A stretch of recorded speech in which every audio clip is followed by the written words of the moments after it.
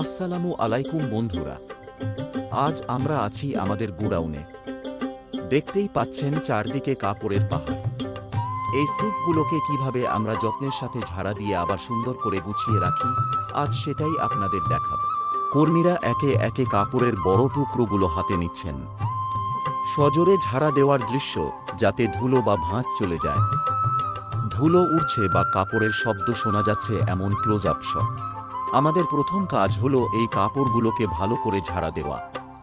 কারখানায় কাজ করার সময় অনেক ধুলোবালি জমে যায়, তাই প্রতিটি কাপড় আলাদা করে ঝেড়ে পরিষ্কার করা খুব জরুরি।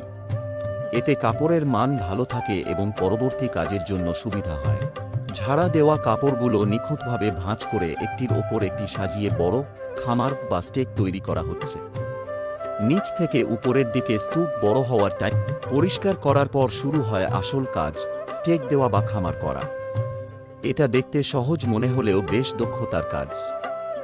সমানভাবে না সাজালে খামার যে কোনো সময় হেলে যেতে পারে। দেখুন আমাদের দক্ষ কর্মীরা কিভাবে নিখুঁতভাবে স্তর সাজিয়ে বিশাল একটি খামার তৈরি করছেন।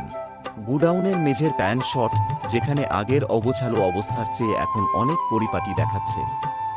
কর্মীদের কাজের একাগ্রতা। আমাদের এই প্রতিদিনের জীবন আর কাজ যদি আপনাদের ভালো লাগে, তবে আমাদের পাশেই থাকবেন।